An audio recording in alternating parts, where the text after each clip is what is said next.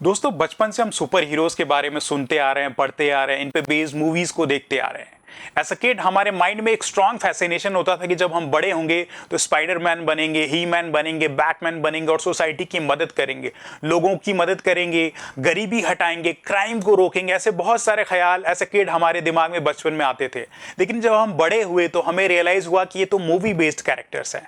लेकिन जो हमारी क्यूरियोसिटी थी सोसाइटी की मदद करने के लिए, या जो भी एक इंडिविजुअल उसके माइंड में ऐसी क्यूरियोसिटी है कि सोसाइटी की एट लार्ज की वो हेल्प कर सके, वो सपना आखिर पूरा कैसे होगा? जो रियल लाइफ सुपर हीरोज बनने का जो ड्रीम, जो ऑब्जेक्टिव है, वो पूरा कैसे होगा? ये पूरा होगा एक सर्विसेज है, दैट इज सिविल सर्विसेज। इसके थ्रू सिविल सर्विसेज एक ऐसी सर्विसेज है जो ample number of opportunity provide करती है एक सोसाइटी को सर्व करने के लिए, चाहे वो एजुकेशन का फील्ड हो, हेल्थ का फील्ड हो, या क्राइम को रोकने के लिए कोई मेजर लिया जा रहा हो। सिविल सर्विसेज एक ऐसी सर्विसेज जो ये सारी अपॉर्चुनिटी प्रोवाइड करती है। एंड जो हमारा ड्रीम था सुपर हीरो बनने का, वो कहीं ना कहीं ये सिविल सर्विसेज एक सर्विसेज ऐसी अपॉर्चुनिटी प्रोवाइड करती है। लेकिन ये जो जर्नी है सिविल सुपर हीरोज की है, जो सिविल सर्विसेज की, इतनी आसान नहीं है। इसके लिए बहुत सारा डिसिप्लिन, डेडिकेशन, सैक्रिफाइस की जरूरत होती है। ऐसा आपने बचपन में मूवीज में देखा हो कि जो भी कैरेक्टर हो, चाहे बैटमैन अगर आपने मूवी देखी हो तो उसमें आपने देखा होगा कि जो बैटमैन जो हीरो कैरेक्टर है वो कितने सैक्रिफाइसेस देता है, कितने डिसअपॉइंटमेंट उसको अपनी जर्नी में फेस करने पड़ते हैं, उसके बाद इसको जो पावर मिलता है। और इसके अंदर एक डेडिकेशन होती है अपने सिटी को प्रोटेक्ट करने के लिए। यही सारे कैरेक्टर्स, यही सारे वैल्यूज एक सिविल सर्वेंट से एक्सपेक्टेड होते हैं। जो सिविल सर्विसेज की जर्नी होती है इतनी आसान नहीं होती। इस एग्जाम को क्वालिफाई करने के लिए एक डिसिप्लिन, एक डेडिकेशन, एक right set of goal and objective होना बहुत ही जरूरी है। एक इंडिविजुअल के अंदर में एक रिफाइंड कैरेक्टर होने की जरूरत है, तभी ये सिविल सर्विसेज का गोल या ड्रीम जो है वो ड्यूटीफुली क्रैक कर सकता है या इस ऑब्जेक्टिव को मीट कर सकता है। तो इसी बिहाफ पे आज का हमारा डिस्कशन है। डिस्कशन इसलिए है कि यूपीएससी ने, यूनियन पब्लिक सर्विस कमीशन ने ऑफर रीसेंट ईयर 2023 का जो है फाइनल रिजल्ट डिक्लेयर किया है सिविल सर्विसेज से रिलेटेड, जिसमें around 1600 candidates have been finally successful. 1016 candidate finally इस सिविल सर्विसेज एग्जाम को क्रैक करके सक्सेसफुल हुए हैं। तो आज का हमारा डिस्कशन इसी प्रेमाइस पे है कि as an aspirant, as a beginner, आपके माइंड में बहुत सारे क्वेश्चंस, बहुत सारे डाउट्स रहते हैं कि हम भी सिविल सर्विसेज में जाना चाहते हैं, लेकिन हमारा रोड मैप क्या हो, क्या हम सूटेबल कैंडिडेट है सिविल सर्विसेज में जाने के लिए, या तो हमारे अंदर बहुत ज्यादा ओवर कॉन्फिडेंस होता है कि हम पहले अटेम्प्ट में जाके रैंक लगा देंगे, रैंक 1, या एक अंडर कॉन्फिडेंस होते हैं कि क्या मैं अचीव कर सकता हूं, इतना टफ एग्जाम है, इतने number of aspirants across different disciplines हैं, वो इस एग्जाम को कैसे क्रैक करते हैं, या मैं इस एग्जाम को कैसे क्रैक कर सकता हूं। बियॉन्ड, अगर हम इस जर्नी में है भी तो हमारी जो रोड मैप है, जो भी रोड मैप हम फॉलो कर रहे हैं, क्या वो सही डायरेक्शन में है, ये सारे डाउट्स हमारे माइंड में रहते हैं। बियॉन्ड कुछ ऐसे भी डाउट्स रहते हैं कि ये जो कैंडिडेट सिलेक्ट हुए इनका बैकग्राउंड क्या है, किस ग्रेजुएशन सब्जेक्ट क्या था, या यूपीएससी की जर्नी में कौन सा ऑप्शनल सब्जेक्ट इन्हें चूज किया है। बियॉन्ड, क्या ये पहले अटेम्प्ट में सिलेक्ट हो गए या इनको भी नंबर ऑफ अटेम्प्ट्स लगे हैं, इनकी जर्नी कैसे स्मूथ रही है या फिर बहुत ही डिफिकल्टी के बाद ये सिलेक्ट हुए। तो आज का हमारा पूरा डिस्कशन इसी प्रेमाइस पे बेस्ड होगा, जिससे आपको एक इनपुट प्रोवाइड किया जाएगा, एक डायरेक्शन मिलेगा कि आखिर अपनी जर्नी को आप इनसे कोरिलेट कर पाए। तो एज यू नो कि यूपीएससी ने 2023 का फाइनल रिजल्ट डिक्लेयर किया है, जिसमें ये 3 इंडिविजुअल जो है टॉप कैंडिडेट है, जिसमें रैंक 1 जो है यूपी के आदित्य श्रीवास्तव को मिला है। ये आईआईटी कानपुर से BTech MTech in electrical engineering से पास आउट होकर इन्होंने जो है ये अपने 3rd अटेम्प्ट में इस एग्जामिनेशन को क्वालिफाई किया, रैंक 1 है। प्रीवियसली ये आईपीएस थे। सिमिलरली पहले ही अटेम्प्ट, फर्स्ट अटेम्प्ट में ही रैंक 2nd और रैंक 3rd है, जो कि रैंक 2 आपके अनिमेश प्रधान है, ये उड़ीसा के हैं, एंड रैंक 3 एक फीमेल कैंडिडेट है, डोनोरू अनन्या रेड्डी। इन्होंने जो है पहले अटेम्प्ट में 2nd और 3rd रैंक अचीव किया है। तो ये टॉप 3 कैंडिडेट्स की जर्नी है। कुछ और डाटा हमें मिलेगा तो हम जो भी सक्सेसफुल कैंडिडेट्स हैं उनके इंटरव्यू स्क्रिप्ट्स को फर्दर अपने इस डिस्कशन में दिखाएंगे कि उनकी जर्नी कैसे रही है। Rank 1 as you can see कि 3rd अटेम्प्ट में आके इनकी जो है रैंक 1 लगी है। इससे पहले 2nd अटेम्प्ट में ही has been selected an IPS, दूसरे अटेम्प्ट में इनका आईपीएस सिलेक्शन हुआ था, पहले अटेम्प्ट में प्रीलिम से नहीं हुआ था। तो इनकी ऐसी जर्नी रही है। तो इसी बिहाफ पे आप कोरिलेट कर सकते हैं अपने प्रिपरेशन को भी, या अगर आप बिगिन करना चाहते हैं तो यू नीड टू अंडरस्टैंड इनकी जर्नी कैसी रही है।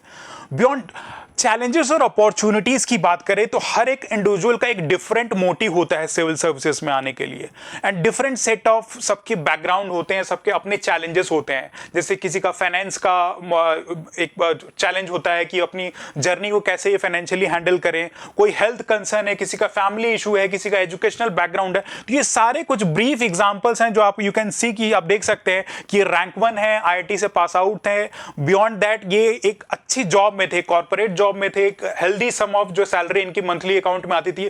बियॉन्ड दैट पैसे को छोड़ के इन्होंने जो है सिविल सर्विसेज जैसे एग्जाम को परस्यू करने का सोचा। तो एक फाइनेंशियली वेल साउंड थे, लेकिन उसके बिहाफ पे भी जो है ये इन्होंने जो सिविल सर्विसेज के बारे में सोचा। Rank 2 as you can see कि ये अपनी फैमिली चैलेंजेस से जूझ रहे थे। इनकी इंटरव्यू के टाइम पे इनकी मदर की जो है कैंसर से सफर कर रही थी, उनका डिमाइज हुआ। तो इन सारे चैलेंजेस के बावजूद भी यू कैन अज्यूम कि कितना मेंटल ट्रॉमा रहता है अगर आपकी फैमिली में आपके पेरेंट्स या कोई सिबलिंग सफर कर रहा हो। लेकिन इसके बिसाइड भी रैंक लगाना है काफी चैलेंजिंग टास्क है। बियॉन्ड यू कैन सी कि कैसे कैंडिडेट्स हेल्थ रिलेटेड इश्यूज से भी सफर कर रहे थे, लेकिन इसके बावजूद जो है सिविल सर्विसेज जैसे टफ एग्जाम को क्रैक करना एक बहुत ही चैलेंजिंग टास्क होता है। तो इन्हीं सब डिस्कशंस पे आज का हमारा डिस्कशन है, जिससे होपफुली कि कुछ ना कुछ इश्यूज आपसे भी कंसर्निंग होंगे, आपके माइंड में भी इन इश्यूज से रिलेटेड अपने माइंड में डाउट होगा इस प्रिपरेशन से रिलेटेड कि मेरे माइंड में ये सब चैलेंजेस हैं। तो इसी बिहाफ पे आज का डिस्कशन है। देखते हैं कि आखिर ये टॉपर्स की जर्नी कैसे रही है, क्या क्या ड्रीम्स या क्या रोड मैप या ऑब्जेक्टिव उन्होंने फॉलो किया, इनके नंबर ऑफ अटेम्प्ट्स कितने रहे, एट एन एवरेज जो आज के टाइम पे नंबर ऑफ एस्पिरेंट्स सिलेक्ट हो रहे हैं उनके कितने अटेम्प्ट दे रहे हैं वो लोग जिनके बिहाफ पे वो सिलेक्ट हो रहे हैं, ऑप्शनल में क्या उनकी स्ट्रैटेजी होनी चाहिए, ये सारी चीजें जो है हम अपने इस सेशन में डिकोड करेंगे। नाउ एज आई डिस्कस कि अभी जो है 2023 का जो है फाइनल रिजल्ट डिक्लेयर किया है, जिसमें 1016 कैंडिडेट जो है फाइनली सक्सेसफुल हुए हैं। ना ये यूपीएससी जो है डिफरेंट सर्विसेज के लिए सिविल सर्विसेज का एग्जामिनेशन कंडक्ट कराती है। सर्विसेज जैसे कि Indian administrative services, Indian foreign services, Indian police services और सेंट्रल सर्विसेज जो कि ग्रुप ए और ग्रुप बी में आती हैं, जैसे कि आईआरएस हुआ, रेवेन्यू सर्विसेज, इनकम टैक्स में, जीएसटी में, इंडियन पोस्टल सर्विसेज और ऐसे एन नंबर ऑफ सर्विसेज के लिए ये यूपीएससी हर साल ये एग्जाम कंडक्ट कराती है।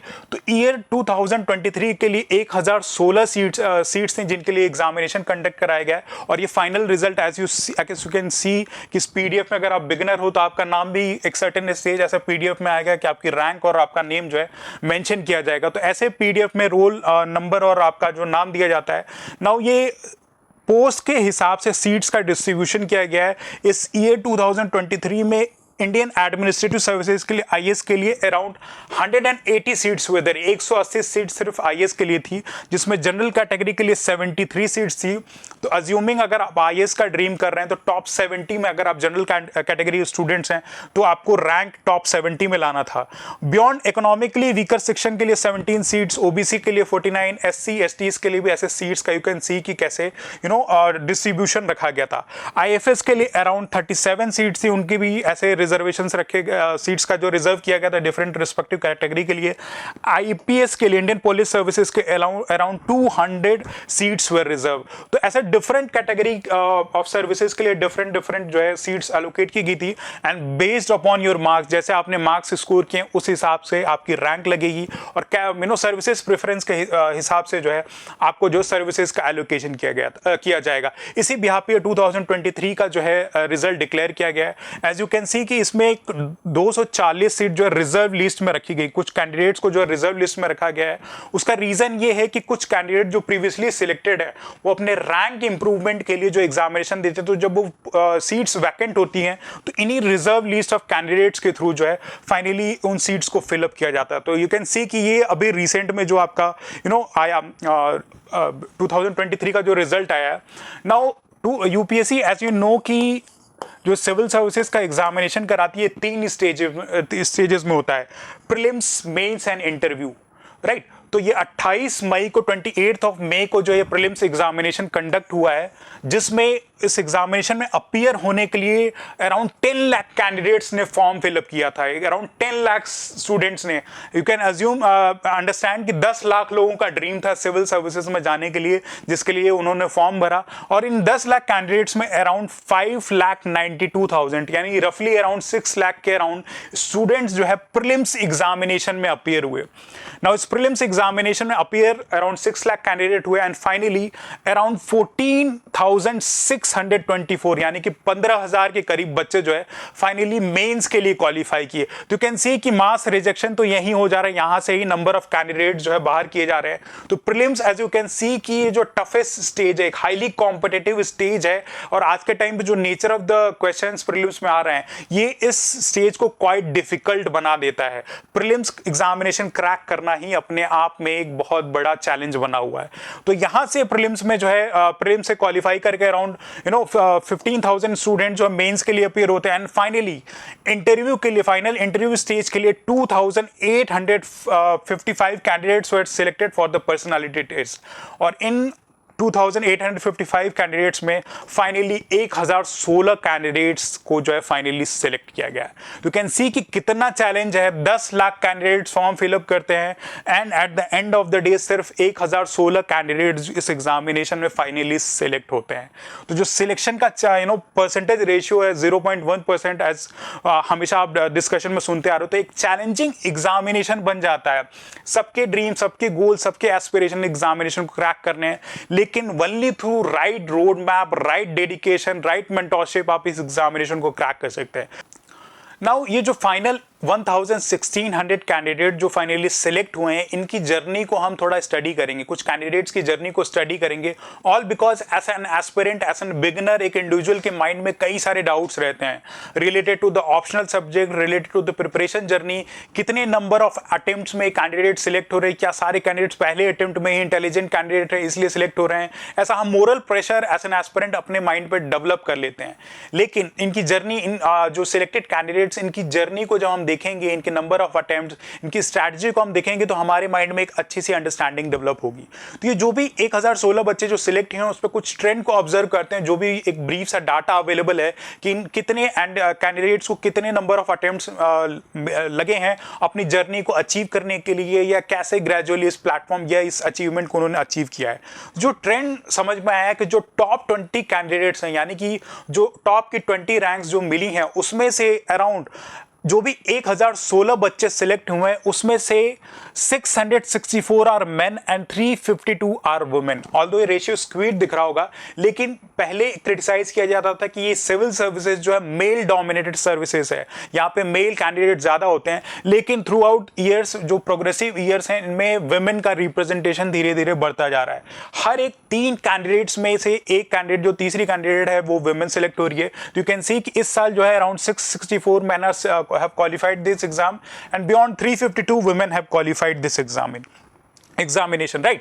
Beyond जो टॉप 20 कैंडिडेट्स हैं उसमें से जो 5 कैंडिडेट्स हैं वो अपने थर्ड अटेम्प्ट में सिलेक्ट हुआ। ये चीज नोटिस करने की जरूरत है कि around 5 candidates in top 20 candidates में से जो अपने थर्ड अटेम्प्ट में सिलेक्ट हुए हैं।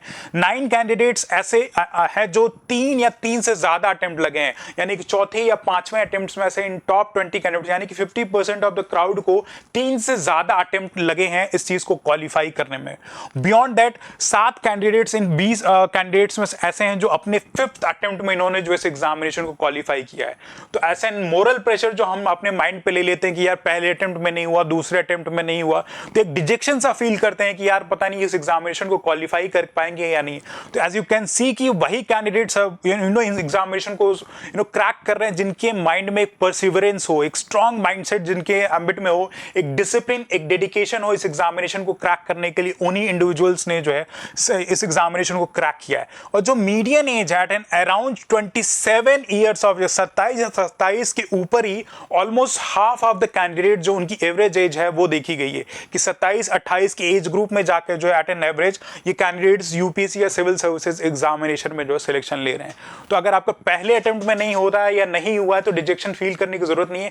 कंसिस्टेंसी बनाए रहिए, डिसिप्लिन बनाए रहिए, डेडिकेशन बनाए रहिए, अपने मिस्टेक्स को आइडेंटिफाई कीजिए, तब जाके जो है अपने माइंड में जो आप जो इस एग्जामिनेशन को with through discipline and dedication crack कर सकते हैं। लेकिन इन 20 कैंडिडेट्स में से 3 कैंडिडेट्स ऐसे हैं जिन्होंने पहले ही अटेम्प्ट में जो है इस एग्जामिनेशन को क्रैक किया, जैसे कि रैंक 2 और रैंक 3 जो आई हैं इस साल की, उन्होंने पहले अटेम्प्ट में, अनिमेश और जो आपकी तेलंगाना की कैंडिडेट हैं उन्होंने जो है पहले अटेम्प्ट में ही जो इस एग्जामिनेशन को क्रैक किया है। तो ये एक सिलेक्शन ट्रेंड इस साल के रिपोर्ट में 1,016 जो बच्चे सिलेक्ट हुए उसमें ये देखा गया है कि एट एन एवरेज 3 से 5 अटेम्प्ट बच्चों को लग रहे हैं, उनकी एज जो है अराउंड 27 या उससे ऊपर है है। तो this is a brief data related to दो सिलेक्शन ट्रेंड। अब हम जो है इंडिविजुअल जो कैंडिडेट्स है, जो टॉप सिलेक्टेड कैंडिडेट्स, उनकी प्रोफाइल को एक स्कैन करते हैं, उनके ग्रेजुएशन बैकग्राउंड को देखते हैं, उनके ऑप्शनल सब्जेक्ट क्या रहा है, उससे कुछ अंडरस्टैंडिंग लेते हैं, और उनका जो इंटरव्यू स्क्रिप्ट उन्होंने जो अपना दिया है उसमें क्या उन्होंने स्ट्रैटेजी बताई है जिसके बिहाफ पे उनका सिलेक्शन हुआ है। इन चीजों को ध्यान में रखने की जरूरत है, और इससे हमें जो है एक रॉ डाटा मिलता है, एक रिलायबल डाटा मिलता है, ताकि हम अपनी प्रिपरेशन को अंडरस्टैंड कर सके और इन स्ट्रैटेजी को भी अगर हम कहीं लैक करते हैं तो उनको जो है रेक्टिफाई कर सके। तो रैंक 1 जो है आदित्य श्रीवास्तव, जो यूपीएससी 2023 में इनकी जो रैंक लगी ऑल इंडिया रैंक 1, इन्होंने अपने थर्ड अटेम्प्ट में इस रैंक 1 को हासिल किया। इससे पहले अभी ये जो आईपीएस इंटर्नी है हैदराबाद में, इनकी ट्रेनिंग चल रही है, तो थर्ड अटेम्प्ट में जाके इस एग्जामिनेशन को रैंक 1 हासिल किया है। इनका optional subject along with graduation subject दोनों जो है इलेक्ट्रिकल इंजीनियरिंग रहा है। ये आईआईटी कानपुर से पास आउट है, बीटेक एमटेक में गोल्ड मेडलिस्ट हैं। तो इन्होंने अपने ग्रेजुएशन सब्जेक्ट को, जो कि साइंस का सब्जेक्ट है, उसको चूज किया है। इनकी जो 2022 में 236 रैंक थी, 2036 रैंक थी, जिसके बिहाफ पे इनको जो है आईपीएस की रैंक मिली है। इन्होंने अपने इंटरव्यू में ये बताया है कि इन्होंने अपने एग्जामिनेशन को, अपनी प्रिपरेशन को सॉलिडिफाई करने के लिए एट द बिगिनिंग जो है, जो यूपीएससी एग्जामिनेशन हुए हैं प्रीवियस में, उन पेपर्स को डीपली एनालाइज किया है। तो ये चीज ध्यान देने की जरूरत है कि एक एग्जाम सेंट्रिक अप्रोच एक एस्पिरेंट के माइंड में होना चाहिए, और ये तभी पॉसिबल होगा जब आप एग्जामिनेशन का syllabus along with the previous year के पेपर्स को आइडेंटिफाई करेंगे कि कैसे नेचर ऑफ द क्वेश्चन पूछे जा रहे हैं, किन किन डोमेन पे जो है स्पेशल एम्फेसिस दिया जा रहा है, और उन चीजों को आइडेंटिफाई करने के लिए ही, आइडेंटिफाई करके ही आप अपनी इंडिविजुअल स्ट्रैटेजी बना सकते हैं। बियॉन्ड इन्होंने जो है, जो स्टेटमेंट, जो क्वेश्चंस की फ्रेमिंग यूपीएससी एग्जामिनेशन में होती है, उसको भी डीपली आइडेंटिफाई किया था, और इसके प्रेमाइस पे जो है इनकी जो प्रिपरेशन को एक प्रॉपर डायरेक्शन मिला, इनका ये कहना है। तो इस बिहाफ पे यू कैन सी कि रैंक 1 की क्या स्ट्रैटेजी थी। रैंक 2 जो है आपके अनिमेश प्रधान की आई है।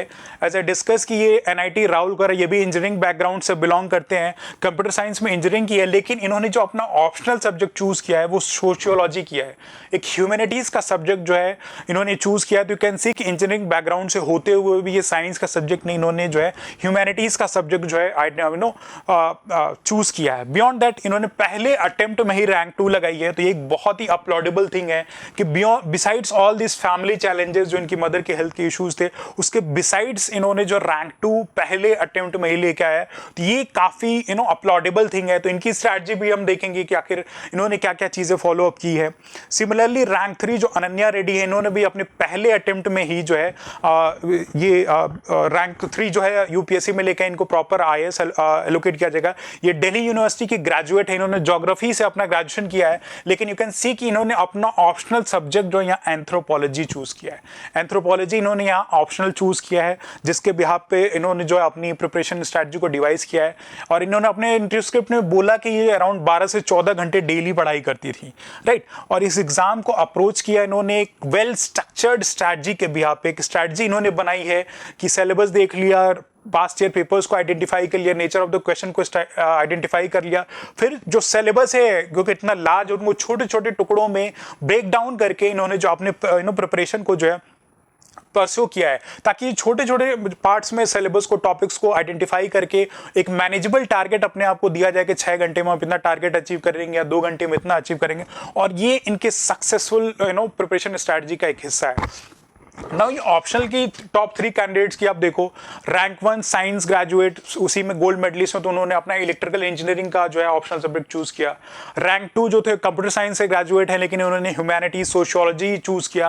रैंक 3 ऑल्दो ह्यूमैनिटीज में ग्रेजुएशन किया है, ज्योग्राफी से शायद इन्होंने किया था, लेकिन फिर भी एंथ्रोपोलॉजी इन्होंने ऑप्शनल सब्जेक्ट चूज किया है। तो यू कैन सी कि अक्रॉस डिसिप्लिन साइंस और ह्यूमैनिटीज में जो है बिसाइड्स लोगों का मतलब इंक्लिनेशन ह्यूमैनिटीज की तरफ ज्यादा है। आगे भी हम नंबर पर एस्पिरेंट देखेंगे कि जो टॉप 25 कैंडिडेट्स हैं जो सिलेक्ट हुए हैं, उसमें से जो 50% ऑफ द इंजीनियरिंग ग्रेजुएट्स हैं, उन्होंने ह्यूमैनिटीज के सब्जेक्ट को as an optional subject choose किया है। तो ये ध्यान देने की जरूरत है कि स्टूडेंट्स के माइंड में जो भी एग्जाम को लिख रहे हैं उनके माइंड में ह्यूमैनिटीज़ को लेके इंक्लिनेशन है, बियॉन्ड देयर साइंस के फील्ड से हों लेकिन ह्यूमैनिटीज़ की तरफ इंक्लिनेशन है, और उसके एन नंबर ऑफ रीज़न है। अंडरस्टैंडिंग से रिलेटेड, उस ऑप्शनल सब्जेक्ट से रिलेटेड रिसोर्सेज मार्केट में अवेलेबल है, गाइडेंस अवेलेबल है, स्टूडेंट्स का इंक्लिनेशन है या उनका कहना है कि यूपीएससी में अच्छे मार्क्स फेच करते हैं। जैसे एक आजकल थॉट प्रोसेस चल रहा है, एंथ्रोपोलॉजी से रिलेटेड ऑप्शनल्स में सिलेक्शन ज़्यादा हो रहे हैं, तो इन बिहाफ पे इन कैंडिडेट्स की प्रोफाइल है।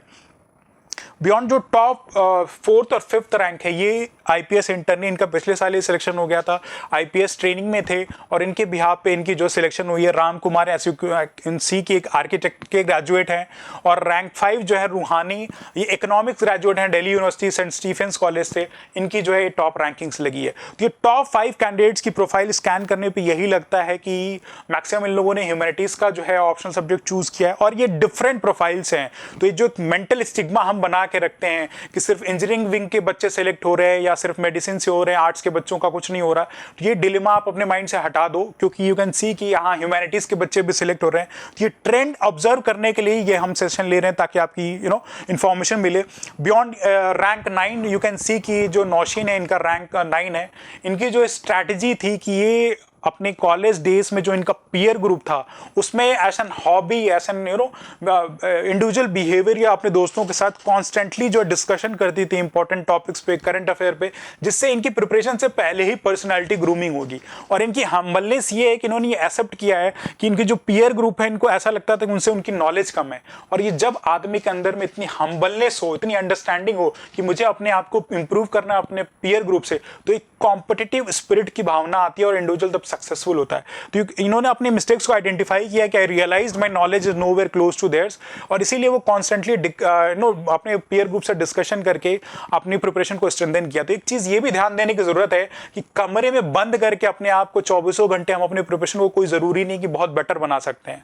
अपने पीयर ग्रुप से आप डिस्कशन कीजिए, उनके साथ इंपॉर्टेंट टॉपिक्स पे डिस्कशन कीजिए, क्या करंट अफेयर है, जिससे एक पार्टिसिपेटिव प्रिपरेशन हो। और इसी चीज़ को अपने सर्विसेज में जब लेटर ऑन सिलेक्ट होंगे तो इस बिहेवियर को वहाँ जो है इंप्लीमेंट कर सकते हैं। तो ये जो एक कोलैबोरेटिव अप्रोच सर्विसेज में ज़रूरत है, उसकी शुरुआत कहीं ना कहीं आप अपने जो है प्रिपरेशन टाइम पीरियड से शुरू कर सकते हैं, जिससे यू कैन सी कि इनको नौशीन को कितना फ़ायदा मिला है। रैंक 359 जो शुभम ने स्कोर किया है, ये इंजीनियरिंग बैकग्राउंड से हैं, लेकिन इन्होंने अपना ऑप्शनल सब्जेक्ट जो पॉलिटिकल साइंस चूज किया है। ये 5वें अटेम्प्ट में, यू कैन सी कि इन द 5th अटेम्प्ट ही हैज़ बीन सिलेक्टेड, और ये सालों से लगे हुए थे। तो 5 अटेम्प्ट का मतलब आप समझ सकते हो अराउंड 6 to 7 ईयर्स अपनी लाइफ की इन्होंने डेडिकेट किए हैं इस प्रिपरेशन के लिए, और उसके लिए कितना हार्ड वर्क, कितना रेजिलियंस, कितनी डिटर्मिनेशन की जरूरत होगी। तो all this years of hard work have finally brought results, इनका ये कहना है। यू कैन सी कि 5वें अटेम्प्ट में एक सिलेक्शन हो रहा हो, 359 रैंक आ रही है, आप फाइनल पीडीएफ में आपका नाम आ रहा है, तो एक कितनी अचीवमेंट की बात है, एक रेजिलियंस की बात है, एक अपलॉडेबल थिंग है। तो दिस इज रैंक 359।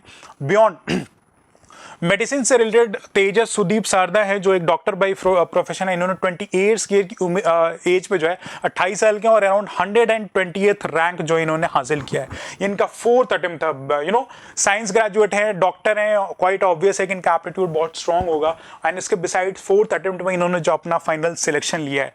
तो यू कैन सी कि कैसे candidates, nature of the candidate across number of attempts, different disciplines, humanities, science, ये सारे कैटेगरी से इंडिविजुअल्स इन 1016 लोगों के लिस्ट में अवेलेबल है। ये तो कुछ लिमिटेड सेट ऑफ डाटा है जो आपको हम प्रेजेंट करा रहे हैं, इनके बियॉन्ड भी नंबर ऑफ इंडिविजुअल्स है। यू कैन सी कि लास्ट अटेम्प्ट में जाके महाराष्ट्र के ये जो फील्ड ऑफिसर सर्व कर रहे थे अब तक, हिमांशु तेम्बेकर, 31 साल के, इन्होंने लास्ट अटेम्प्ट में जाकर रैंक 738 जो अचीव किया है। तो ऐसे कैंडिडेट्स जो पहले अटेम्प्ट में, दूसरे अटेम्प्ट में, हर तरह के कैंडिडेट्स हैं, लेकिन एट एन एवरेज 3 से 5 अटेम्प्ट लग रहे हैं। तो आपको जो है हताश नहीं होना है। अगर आपके रिजल्ट्स नहीं आ रहे हैं, आप प्रीलिम्स या किसी भी स्टेज में अगर सफर कर रहे हैं, तो आपको हताश नहीं होना है। एक प्रॉपर डेडिकेशन, एक डिसिप्लिन प्लान के थ्रू आप जो है अपनी सिलेक्शन को सॉलिडिफाई कर सकते हैं, और सर्टेन स्टेज आपका भी नाम इस पीडीएफ में आ सकता है। यू कैन सी कि कैसे डिफरेंट कैंडिडेट जो एट ए डिफरेंट स्टेज जो है सिलेक्ट हुए हैं। बियॉन्ड जो ट्रेंड की बात करें, जो भी डाटा हमारे पास अवेलेबल है, एज यू कैन सी कि जो सिलेक्शन का रेशियो या जो ट्रेंड रहा है उसको थोड़ा सा ऑब्जर्व करते हैं कि कौन कौन से इंडिविजुअल सिलेक्ट हुए हैं, उनका एकेडमिक बैकग्राउंड ऑप्शनल या सिर्फ दिल्ली में आके प्रिपरेशन करनी जरूरी है, इसके बिना काम नहीं चलेगा। ये सारी चीज़ों को हमारे माइंड में बहुत सारा डाउट चलता रहता है एज एन एस्पिरेंट। बियॉन्ड लड़कियों के माइंड में एक रहता है कि बहुत सारी रेस्ट्रिक्शन है, पता नहीं हमारा होगा या नहीं होगा, या सिविल सर्विस में कुछ बायसनेस का तो नहीं है, या किसी पर्टिकुलर ऑप्शनल सब्जेक्ट या किसी पर्टिकुलर एकेडमिक डिसिप्लिन से ये बच्चे सेलेक्ट हो रहे हैं। जो ट्रेंड देखा गया है अभी, जैसा मैंने डिस्कस किया कि 1016 बच्चों में अराउंड 664 मेन आर सिलेक्टेड, 664 लड़कों का सिलेक्शन हुआ है, अराउंड 352 वुमेन यानी कि फीमेल कैंडिडेट्स का सिलेक्शन हुआ। तो ये जो फीमेल कैंडिडेट की सिलेक्शन का रेशियो है विथ एवरी ईयर इंक्रीज होता जा रहा है, यानी कि हमारे वुमेन का पार्टिसिपेशन भी हमारे सिविल सर्विसेज में इंक्रीज होता जा रहा है। तो अगर मेंस लिख रहे हैं तो ये तो ऐसे जेंडर इक्विटी पे एग्जाम्पल भी ले सकते हैं, लेकिन एग्जाम को अप्रोच करने के लिए कैन सी कि क्या क्या डाटाज हैं बियॉन्ड डिफरेंट एकेडमिक बैकग्राउंड से। अभी जो हमने नंबर ऑफ एस्पिरेंट्स दिखाई कि इंजीनियरिंग विंग से हैं, मेडिसिन से हैं, ह्यूमैनिटीज से हैं, तो हर एक डिसिप्लिन से बच्चे जो है कहीं ना कहीं इस एग्जामिनेशन में सिलेक्ट हो रहे हैं। तो आपके माइंड में ये डिलेमा या ये डाउट नहीं रखना है कि मैं तो इंजीनियरिंग नहीं की है या मैं बड़े आईटी या एनआईटी से नहीं हूं तो मेरा सिलेक्शन कैसे होगा। यू कैन सी कि जो थोड़े बहुत कैंडिडेट्स हमने आपको दिखाए हैं वो हर एक डिसिप्लिन, हर एक कॉलेज, हर एक लेवल से हैं। तो ये माइंड में डिफरेंशिएशन हटा देना है बियॉन्ड एक रेशियो जो हमने ऑप्शनल सब्जेक्ट का बताया था कि साइंस ग्रेजुएट है, इंजीनियरिंग की है या मेडिसिन से, उसके बिसाइड्स उन्होंने या तो अपने ही ग्रेजुएशन सब्जेक्ट को ऑप्ट किया है क्योंकि उनको इतना कॉन्फिडेंस है, जैसे रैंक 1 है, इलेक्ट्रिकल इंजीनियरिंग लिया है। लेकिन अगर उनको थोड़ा भी ऐसा है कि अपना टेक्निकल या साइंस का सब्जेक्ट नहीं ग्रेजुएशन का लेना है तो उन्होंने जो अपने ह्यूमैनिटीज को सब्जेक्ट एट लार्जर जो है वो किया है। जैसे मैंने टॉप 25 कैंडिडेट्स में बताया कि जो इंजीनियरिंग ग्रेजुएट्स हैं उनमें से मैक्सिमम कैंडिडेट्स ने ह्यूमैनिटीज सब्जेक्ट को जो है as an optional subject opt किया है। इसके बहुत सारे रीजन होंगे, उस पर हम फर्दर डिस्कशन करेंगे कि ऑप्शनल चूज करते हुए बच्चों के माइंड में क्या डिलेमा रहते हैं। कुछ का ये रहता है कि ये ऑप्शनल आज के टाइम पे ज्यादा स्कोरिंग है, इस पर ज्यादा गाइडेंस है, यूपीएससी इसको वो कर रहा है तो इसको हम चूज करेंगे। जैसे पॉलिटिकल साइंस, एंथ्रोपोलॉजी, ऐसे ऑप्शनल आप देख लो कि कैंडिडेट्स हैव टेकन बियॉन्ड। जो एक ये भी टैबू हमारे माइंड में रहता है कि दिल्ली में आके हमारा सिलेक्शन होगा, दिल्ली में जाएंगे तभी हमारी प्रिपरेशन होगा, करोल बाग या मुखर्जी नगर में रहेंगे। तो ये भी एक रिपोर्ट हटाई गई है अक्रॉस इंडिया।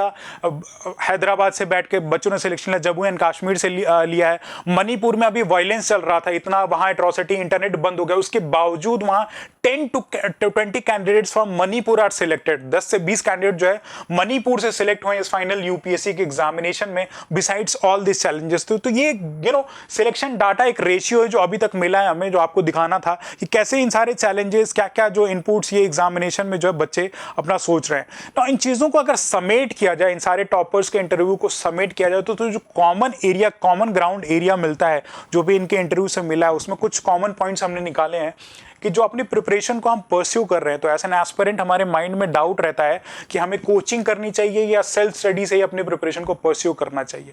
तो जो भी इनपुट मिला है हमें, उसमें ये इनपुट आया है कि ये आपका इंडिविजुअल डिस्क्रिप्शन है, आपको आइडेंटिफाई करना है कि आप जो है कोचिंग के थ्रू या इंडिविजुअल अपने लेवल से ही आप एग्जामिनेशन को परस्यू करना चाहें। लेकिन जो मेन डिफरेंशिएटिंग फैक्टर है, जो सिलेबस का नेचर है, जो इसमें हमें स्टैटिक पार्ट पे फोकस करना है, along with that current part पे भी स्पेसिफिकली फोकस करना है। तो उस पे जो डिफरेंशिएटिंग फैक्टर है वो इंडिविजुअल के एप्टीट्यूड पे है कि बहुत सारी इंफॉर्मेशन, कंटेंट आपको फ्री में अवेलेबल है, यूट्यूब पे बहुत सारे लेक्चर वीडियोस पड़े हो, आप इजीली पढ़ सकते हैं। लेकिन आपका माइंड उस डाटा को प्रोसेस कैसा करता है, आप कितना डाटा को रिटेन करते हैं, कितनी नॉलेज या कितनी इंफॉर्मेशन को जो रिटेन कर रहे हैं, ये एक डिफरेंशिएटिंग फैक्टर जो है कैंडिडेट जो सिलेक्टेड है, नॉन सिलेक्टेड है, उसके बीच में आ रहा है। और ये चीजों को तभी आप एनहेंस कर सकते हैं जब आप अपनी मिस्टेक्स को आइडेंटिफाई करें, राइट। जो भी गलतियां आप कर रहे हैं उनको आइडेंटिफाई करो। ये गलतियां कैसे आइडेंटिफाई होंगी, जब आप प्रॉपर्ली मॉक दें, अपने आप को टेस्ट करें, जो पीवाईक्यूज को सॉल्व करें, प्रीवियस ईयर क्वेश्चंस को दें, टेस्ट पेपर सॉल्व करें, जिससे आपको पता चले कि आपने कितना नॉलेज रिटेंशन किया है। तो ये कुछ कॉमन एरियाज है जो इन टॉपर्स ने फॉलो किया है। इन्होंने रेगुलर बेसिस पे मॉक दिया है, अपने आप को चेक किया है, हर एक स्टेज पे चेक किया है, चाहे वो प्रीलिम्स हो, मेंस हो, इंटरव्यू, हर जगह अपने आप को चेक किया है और अपनी फ्लॉज को आइडेंटिफाई कर उससे जल्दी से जल्दी काम करने का इन्होंने अपना अप्रोच डाला है। तो ये एक बहुत बड़ा चैलेंजिंग टास्क है इस फील्ड में। आप एक स्टेज पर डायरेक्शन लेस हो जाते हो या आपको अपनी मिस्टेक्स आइडेंटिफाई ही नहीं होती और आपके सारे अटेम्प्ट्स खत्म हो जाते हैं। तो जल्दी से जल्दी अपनी मिस्टेक्स को आइडेंटिफाई करें, बियॉन्ड प्रिपरेशन को गेमफुल बनाए, इंजॉइंग बनाए, राइट जो भी आपके सोसाइटी में प्रॉब्लम हो रही है ये क्यूरियोसिटी के बेसिस पे अपने प्रिपरेशन को कैरी करें, जिससे कि ये एटीट्यूड फर्दर जब आप सिलेक्ट होंगे तो एक नेचर, एक एटीट्यूड जो सिविल सर्वेंट का होना चाहिए वो आपके अंदर में पहले से ही होगा। तो आपकी प्रिपरेशन एट इनिशियल फेज ही उतनी प्रेशराइजिंग नहीं रहेगी, रहता तो मोर एंटरटेनिंग हो। तो ये सारे फैक्टर्स आपको ध्यान देने की जरूरत है। बियॉन्ड जो सर्कमस्टांसेस और बैकग्राउंड आप एस्पिरेंट्स का आपने देखा कि डिफरेंट सर्कमस्टांसेस पे किसी को फैमिली चैलेंजेस हैं, किसी को फाइनेंशियल चैलेंजेस है, किसी को किसी चीज का चैलेंज, किसी को हेल्थ इश्यूज हैं। इन सारे चीजों को ये 1016 कैंडिडेट्स क्रॉस करके डिफरेंट सर्कमस्टांसेस, डिफरेंट बैकग्राउंड के होते हुए भी अपने विल पावर के थ्रू, अपने एप्टीट्यूड, अपने एटीट्यूड के थ्रू, अपने डेडिकेशन के थ्रू ही इस एग्जाम को क्वालिफाई किया है। तो अगर आपके माइंड में कुछ लिमिटेशन चल रही हो कि यार मेरे पास तो पैसा नहीं है, टाइम नहीं है, ये कर रहा हूँ सर्विसेज में, उन जॉब में रहते हुए कैसे अपनी प्रिपरेशन को परस्यू करूंगा, ये सारे कैंडिडेट्स ये सारे ऑड्स को बीट करके ही अपना फाइनल नेम जो है पीडीएफ में लेके आए। तो इन सारे चीजों को जो है आपको आइडेंटिफाई करने की जरूरत है, जो कि एक कॉमन स्ट्रैटेजी है। बियॉन्ड अब इन सारे चीज़ों से हमें ये जो भी इंफॉर्मेशन लिया, इससे एक बिगनर अगर आप अपनी प्रिपरेशन को शुरू कर रहे हैं तो आपको क्या स्ट्रैटेजी फॉलो करनी है, जो इन टॉपर्स के इंफॉर्मेशन से हमने लिया है, जो भी बेस्ट प्रैक्टिसेस है जिससे आपकी जो है एग्जामिनेशन की प्रिपरेशन सॉलिडिफाई हो सके। तो एज एन बिगनर आपसे ये एक्सपेक्ट किया जा रहा है कि आप जो है पहले तो सिलेबस देखें कि सिलेबस में क्या क्या पॉइंट्स मेंशन किए गए हैं, किन किन एरिया से फोकस किया गया है, क्या क्या डिमांड है सिलेबस की। जब आप उसको समझ लें, देख लें, तो पास्ट ईयर की क्वेश्चन, जो प्रीवियस ईयर के क्वेश्चन है जो यूपीएससी ने कंडक्ट किए हैं, उनको देखें, उनके नेचर ऑफ द क्वेश्चन को देखें, उनके क्वेश्चन की जो फ्रेमिंग, अभी मैंने बताया कि रैंक 1 ने अपनी प्रिपरेशन को कैसे स्ट्रैटेजाइज किया था, उस चीजों पर फॉलो अप करें।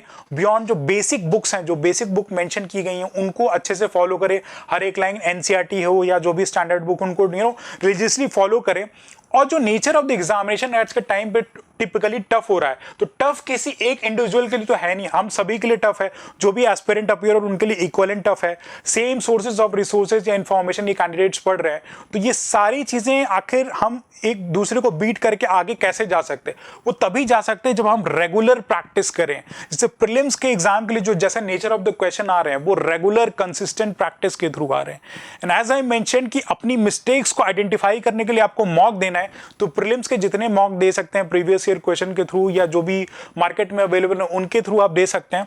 और यहाँ पे जो है मेंटरशिप का रोल इंपॉर्टेंट हो जाता है, क्योंकि प्रीलिम्स एक आज के टाइम पे एक बहुत फियरफुल जोन है। यहाँ पे बच्चों का सिलेक्शन कितनी भी स्ट्रॉन्ग प्रिपरेशन हो, नहीं मतलब प्रीलिम्स क्रैक कर पा रहे हैं, nature of the question tough, और ऑल्दो कट ऑफ कम जा रहा है, लेकिन फिर भी डाउट है, डिलेमा है कि प्रीलिम्स क्रैक होगा या नहीं होगा। तो एक कंसिस्टेंट प्रैक्टिस की, एक गाइडेंस की जरूरत है प्रीलिम्स में। यहाँ पे आप मेंटरशिप को फॉलो कर सकते हैं। जैसे मैक्सिमम टॉपर्स को आपने देखा कि उन्होंने कहीं ना कहीं मेंटरशिप ली थी, या तो अपने सीनियर से, अपने कोलीग से, या किसी इंस्टीट्यूट में एनरोल किया था अपने मेंटरशिप के लिए, ताकि उनको प्रॉपर गाइडेंस मिल सके। और हमारी क्रॉनिकल्स में भी यही कोशिश रहती है कि अपने मटेरियल के थ्रू, अपने लेक्चर के थ्रू, या जो हमारे स्टूडेंट हैं उनको जो हम इस फील्ड में प्रॉपर जो है गाइडेंस दे सके, ताकि वो अपने मिस्टेक्स को आइडेंटिफाई करें, जो वो गलतियां कर रहे हैं उसको जल्दी से जल्दी रेक्टिफाई करें और अपनी स्ट्रेंथ को इंप्रूव करें, ताकि उनके सिलेक्शन के चांसेस बेटर हो सके। इसी डोमेन में जो है कोचिंग का और मेंटर का रोल आता है। कोचिंग ऐसा है, प्रीवियसली डिस्कस कि आपकी इंडिविजुअल डिस्क्रिप्शन है, आप लेना चाहते हैं या नहीं, आपके एम्बिट में होना चाहिए, आपको आइडेंटिफाई कर लेना चाहिए। अगर आप एक सूटेबल रोड मैप, एक प्लान बना पा रहे हैं, आपको किसी सीनियर का गाइडेंस है या कोई सिलेक्टेड कैंडिडेट है, आपके एल्डर सिबलिंग्स अगर आपको गाइड कर पाए तो इट्स वेल एंड गुड है। नहीं तो फिर एक मेंटर का आप रोल लीजिए, जिससे आपको हेल्प मिलेगी, आपके लिए एक स्ट्रक्चर्ड प्लान मिलेगा। कोचिंग में ऑल टुगेदर कुछ डिफरेंट नहीं पढ़ाते, ऐसा कुछ नहीं होता, कुछ लिमिटेड मतलब डोमेन पे आपको जो इन्फॉर्मेशन दी जाती है, लेकिन एक प्रॉपर रोड मैप, एक गाइडेंस मिल जाता है, जो आप इधर उधर भटकते हो उससे आपको बेनिफिट मिल जाता है। तो ये प्रॉपरली आपका डिस्कशन होना चाहिए, आपको ये लेना है या नहीं लेना है। टॉपर्स का आपने देख लिया है कि उन्होंने कैसे क्या अपनी स्ट्रैटेजी जो है फॉलो अप की है। बियॉन्ड एक प्रॉपर स्ट्रैटेजी इस एग्जाम को परस्यू करने के लिए बहुत ही जरूरी है। आपने प्रिपरेशन कर ली, स्टैंडर्ड बुक्स फॉलो कर लिए, PYQs लगा लिए, लेकिन कितने नंबर ऑफ क्वेश्चंस को अटेम्प्ट करना है, किन किन क्वेश्चंस को छोड़ना है, ये विद प्रैक्टिस ही अपनी स्ट्रैटेजी को डिवाइस कर सकते हैं।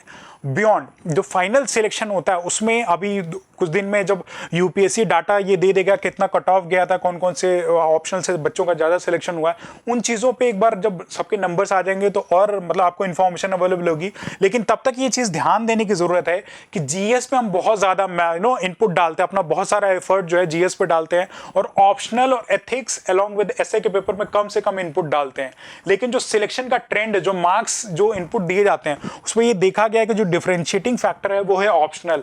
ऑप्शनल में अगर आप अच्छे मार्क्स खींच रहे हैं, अच्छे मार्क्स आ रहे हैं आपको 300 प्लस में, तो देयर से क्वाइट अश्योरिटी कि आपका सिलेक्शन कहीं ना कहीं पीडीएफ में आपका नाम आ जाएगा। बियॉन्ड ऑप्शनल के आपको जो है एसए में अलॉन्ग विद एथिक्स, ये 3 डोमेन में अगर आप थोड़ा भी अच्छे से एफर्ट डाल दिया है, यहाँ पे ये जो 80:20 का जो प्रिंसिपल यहाँ पे जो है फॉलो अप होता है। यानी कि कहीं पे अगर 20% भी आप अगर एफर्ट डाल रहे हैं, अपना प्रायोरिटाइज कर रहे हैं, तो आपको 80% का आउटपुट मिल रहा है। तो यही चीज़ आपको जो है स्ट्रेटेजाइज करनी है अपनी इस प्रिपरेशन में। अगर आप बिगनर हैं कि ऑप्शनल पे आपका स्पेशल फोकस हो, एसए के पेपर पे, एथिक्स के पेपर पे, एंड क्योंकि प्रीलिम्स ऑलरेडी आप एक कंसिस्टेंट प्रैक्टिस के थ्रू कर रहे हैं, प्रीलिम्स को ऑलरेडी आप रिलीजियसली अगर साल भर करते आ रहे हैं, तो आपका जीएस क्वाइट ऑब्वियस है कि प्रीलिम्स से पहले सॉलिडिफाई हो चुका रहेगा। तो ये जो बाकी प्रीलिम्स का टाइम पीरियड है उसको उस पर जो है आप ऑप्शनल एसए और एथिक्स पे जो है अच्छे से फोकस दे सकते हैं। तो ये एग्जाम स्ट्रैटेजी आपको अच्छे से डिवाइस करनी है। बिना प्रॉपर स्ट्रैटेजी के एग्जाम मुश्किल है। सिर्फ अगर आप सोचें कि सिर्फ मैं 24 घंटे पढ़ाई करके एग्जाम क्रैक कर दूंगा तो मुश्किल है। आपने टॉपर्स का भी देखा कि कोई 5-6 घंटे पढ़ के एग्जाम क्वालिफाई कर रहा है, कोई 12-14 घंटे कर रहा है, कोई डिफरेंट डिसिप्लिन से, स्पोर्ट्स से रिलेटेड कैंडिडेट का सिलेक्शन इस फील्ड में हुआ है। तो यू कैन सी कि सबकी अपनी डिफरेंट स्ट्रैटेजी है। इस चीज को आपको आइडेंटिफाई करना है कि कैसे अपने गोल को जो है आप परस्यू कर सके। तो ये सारा डिस्कशन है। सबसे पहले तो उन सारे कैंडिडेट्स को मेनी कांग्रेचुलेशंस जो 1016 कैंडिडेट सिलेक्ट हुए हैं। Big salute to all your dedication, all your effort कि आपका एक फ्रूटफुल रिजल्ट आया। एंड फाइनली जो कैंडिडेट्स नहीं सिलेक्ट हुए हैं, आप अभी भी जो इनके नंबर ऑफ अटेम्प्ट्स बचे हुए 2 महीने हैं प्रीलिम्स के लिए, आप कंसिस्टेंट एफर्ट के थ्रू इजीली जो है इस एग्जाम क्वालिफाई कर सकते हैं। एंड बियॉन्ड दैट जिन कैंडिडेट्स का नहीं हुआ है उनको भी उनकी डेडिकेशन, उनकी इस जर्नी को, इस यूपीएससी जर्नी को एक बिग सैल्यूट है कि आप एक डेडिकेशन से इस एग्जाम को अब तक परस्यू किया है। और आपको हताश होने की जरूरत नहीं है, डिमोटिवेट होने की जरूरत नहीं है। लाइफ में और भी एम्पल नंबर ऑफ अपॉर्चुनिटीज आपको मिलेंगी इस कंट्री को सर्व करने के लिए, इस नेशन को सर्व करने के लिए। तब इस चीज के लिए अपना मोटिवेशन हाई रखें और इस फील्ड के जितने भी एस्पिरेंट है सबके लिए आप एक एनर्जी का सोर्स होंगे। तो this is all for today's. इस डिस्कशन से होप आपको कुछ एक ब्रीफ सा आइडिया लगा होगा कि इन टॉपर्स ने क्या परस्यू किया है और अपनी प्रिपरेशन, अपनी स्ट्रैटेजी को कैसे परस्यू करना है। वी एट क्रॉनिकल्स, हमारी क्रॉनिकल्स की टीम आपके लिए 24 आवर्स आपके प्रिपरेशन को सॉलिडिफाई करने के लिए अवेलेबल रहेगी। Till then, goodbye and all the best.